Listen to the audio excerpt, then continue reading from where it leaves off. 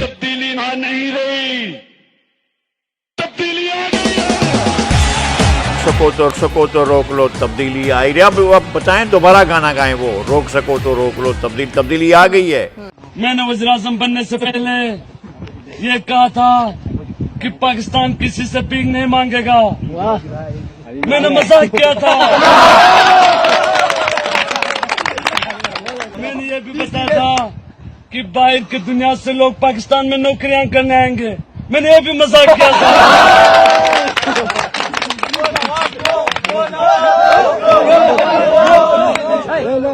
میں نے مذاق کیا تھا، آپ لوگوں نے سیریس لیا اور مجھے وزیر اعظم بنا، اس میں میری کوئی غلطی نہیں ہے۔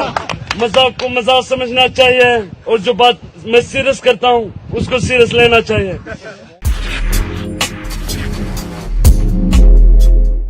ہم نے سب لوگوں نے بھی مل کر تالیاں بجائی تھیں کہ آوے تبدیلی آوے، اور پھر اب دیکھ لیں ہمارے عمران اسماعیل گاتے تھے، سر لگاتے تھے بڑے بڑے، روک سکو تو روک لو تبدیلی آئی رہی۔ اب بتائیں دوبارہ گانا گائیں وہ روک سکو تو روک لو تبدیلی آ گئی ہے۔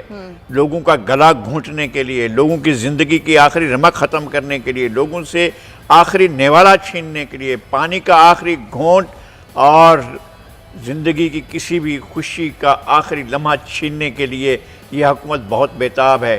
اور کس طرح سے ڈکٹیشن لیتی ہے کہ لکڑیاں چننے جا کر بیر کے درخت سے نیچے بیر جمع کرنے اور اس بیر کو کھانے پر بھی ٹیکس لگائیں گے عمران خان۔ اس سے بڑے بڑے کارنامے آپ سنیں گے کہ کیا کیا ہو رہا ہے۔ اور جس طرح سے ابھی یہ گیس بم پھینکنے والے ہیں، اللہ معاف کرے، اللہمان والحفظیظ۔ قیمت اس لیے بڑھایا تاکہ ہماری چیز کی قدر ہو، پہلے پاکستانی کو قدر نہیں تھی، اب ہر چیز مہنگا ہوتا جا رہا ہے۔ پاکستانیوں کو اس چیز کی قدر ہے کہ یہ مہنگی چیز ہے تو کم استعمال کریں گے۔ اگر چیزیں مہنگی ہوگی تو آپ کی ڈیمانڈ کم ہوگا، آپ کی سیونگ زیادہ ہوگا۔ اس طرح ہمارا ملک امریکہ سے آگے جائے گا۔ وہ پاکستان کو مصر بنا کر چھوڑیں گے کہ آپ دیکھتے رہ جائیں گے کہ کس طرح سے آپ کی معیشت کا بٹھا بٹھایا جاتا ہے۔ اور کیا ہوا تھا جب دم توڑا تھا مصر کی معیشت نے، تو مصر کا کیا ہوا تھا؟ اور اس فوج کے اتنے بڑے طاقتور فوج کے ہوتے ہوئے ہمیں کوئی عسکری محاذ پر تو شکست نہیں دے سکتا، لیکن اس محاذ پر آ کر ہمیں لٹا دیا جائے گا اور پھر کہہ دیا جائے گا، او بھائی آپ یہاں ادھر کشمیر کی بات کر رہے ہیں، ہم سے آ کر کہا جائے گا۔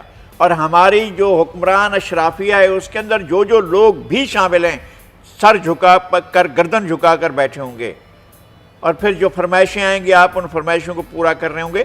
پاکستان معیشت کے اس میں جو میدان میں کمزور ہو رہا ہے، اس کے امپیکٹ زندگی کے تمام شعبوں پر پڑیں گے۔ بجلی کا لوڈ شیڈنگ اس لیے کیا جا رہا ہے تاکہ عوام کو تھوڑا سکون ہو۔ اگر بجلی رہے گی آپ لوگ کام کرتے رہیں گے، اب کی صحت بھی ضروری ہے، اس لیے ہم نے بجلی کا لوڈ شیڈنگ کیا تاکہ عوام وقت پہ سو جائیں، تاکہ ذہنی طور پر پاکستانی تیار رہیں، ذہنی طور پر سکون حاصل کریں۔ اور اس طرح لوڈ شیڈنگ انشاءاللہ ہم جاری رکھیں گے اور اس کا دورانیہ تھوڑا اس سے زیادہ کریں گے تاکہ آپ ایک نیا پاکستان دیکھ سکیں۔ میں اب بھی یہ دیکھ رہا ہوں کہ یوکرائن میں کتنے ہزار آئٹم بم رکھے ہوئے ہیں، سوویت یونین کے پاس کتنے ہزار آئٹم بم تھے، امریکہ سے تو زیادہ ہتھیار تھے۔ ریڈ آرمی کی سلامی پر تو ہم دہشت زدہ ہو جاتے تھے، بھائی دیکھو تو صحیح کتنی بڑی آرمی ہے۔ کیا ہوا؟ وہ اپنے اتحاد کو برقرار نہیں رکھ سکے تھے۔ ہمیں اپنے اتحاد کو برقرار رکھنا ہے۔ ہمارا ایک ہی جغرافیہ بھائی، ہمارا جغرافیہ واخان سے تفتان تک ہے، کاشغر سے تفتان تک ہے، ہم جیونی سے جو ہے آخری گریز وادی گریز سے آگے تک جو ہیں ہم ایک ہی جغرافیہ ہیں۔ ہمارے جغرافیہ کو کسی بھی قسم کا نقصان پہنچتا ہے تو یہ سارا سسٹم جواب دہ ہوگا۔ ٹھیک ہے، ہم کیا ہوں گے کیا نہیں ہوں گے ہمیں نہیں معلوم ہے، لیکن اس سسٹم کو جو بھی اس کے جن کے ہاتھ میں پاکستان کا سسٹم ہے، جن کے پاس بھی اسٹیئرنگ جو ہے پاکستان کا ہے، وہ ہمیں بتائیں گے کہ انہوں نے ایسے نتائج کیسے پیدا کیے۔ لوگوں کے دل کی بات کیا ہے؟ لوگ تو زخم ہو چکے ہیں، لوگ تو چور چور ہو چکے ہیں، لوگوں کی آمدنیاں تو آپ بات کریں نا، کہیں اور نہ جائیں، آپ اپنے سیگمنٹ میں جائیں۔ میڈیا کا کیا حال ہوا ہے جو اس حکومت نے کیا ہے، اور باقی دیگر شعبوں کا کیا حال ہوا ہے، سروسز کا کیا حال ہوا ہے، لوگوں کی تنخواہوں کا کیا بنا، لوگوں کی آمدنیوں کا کیا بنا، لوگوں کی بچتوں کا کیا بنا، لوگوں کی زندگیوں کا کیا بنا، لوگوں کے لیے علاج کا کیا بنا، لوگوں کو کھانے کا کیا بنا، لوگوں کے شام کی روٹی کا کیا بنا ہے۔ یہ عام پاکستان کا عام آدمی جو ہے اس کا کیا بنا۔ پاکستان کا عام آدمی ہر روز سینکڑوں نہیں، ہزاروں نہیں، لاکھوں کی تعداد میں غربت کی لکیر سے نیچے گرتا جا رہا ہے۔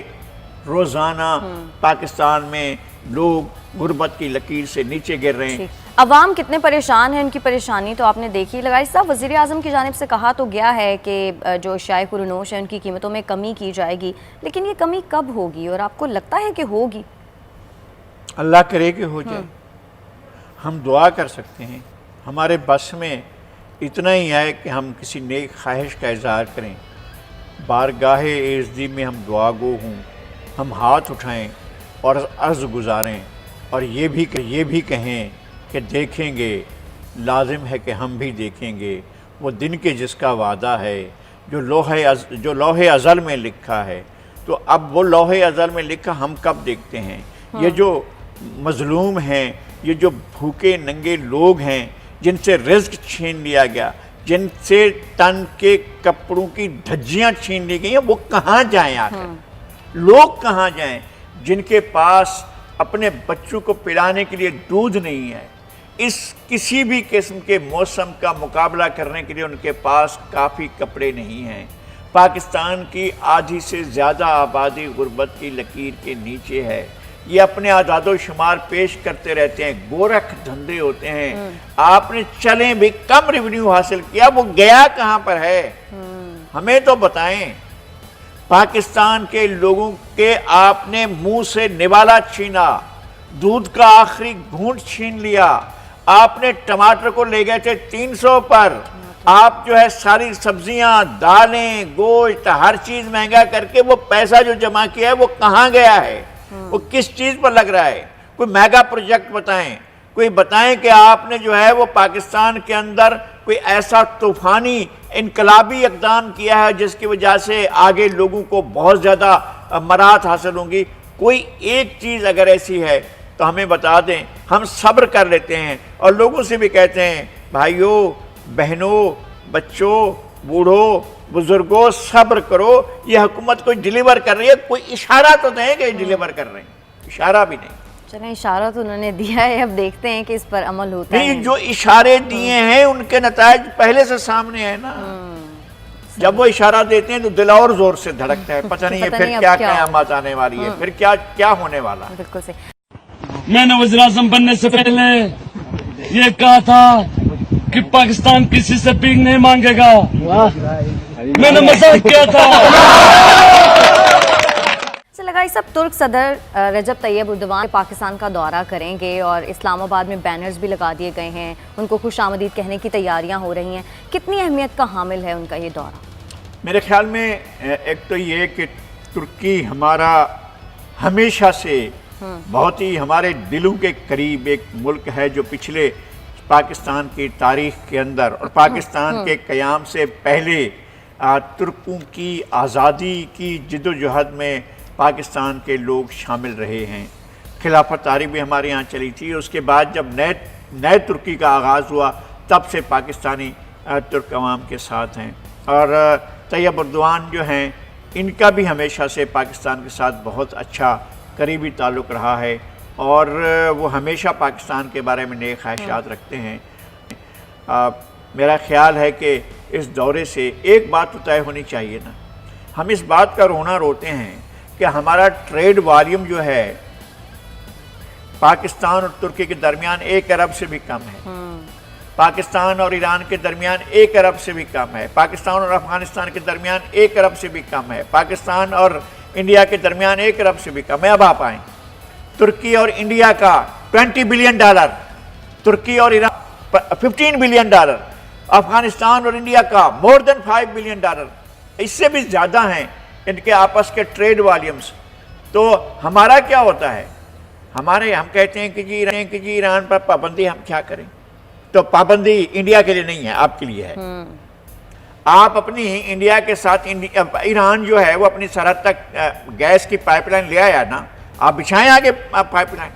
आप जाकर अमेरिका को कह करें भाई हमारे अपने इंटरेस्ट का मसला है, हमारे लोगों का मसला है, हमारे लोगों की जिंदगी और मौत का मसला, हमारे पास एनर्जी का क्राइसिस है। ईरान आपको ऑफर कर रहा है कि 70,000 मेगावाट बिजली हमारे पास है, आप लाएं, हम आपको देते हैं बिजली। हम बिजली लेने को तैयार नहीं है, हम महंगी बिजली पैदा करेंगे, महंगी बिजली हम इंपोर्ट करेंगे, इसलिए कि हमारा जो बीच वाला है ना ट्रेडर, उसका माल बनाने का फायदा होता है। वो हम गंदम बेचते हैं, उससे कमाते हैं, फिर वही गंदम वापस खरीदते हैं, फिर उससे कमाते हैं। ये हमारा सेठ का काम है, और उससे पाकिस्तान का नुकसान होता है तो हो, गरीब आदमी का नुकसान होता है तो हो, सेठ का फायदा होना चाहिए।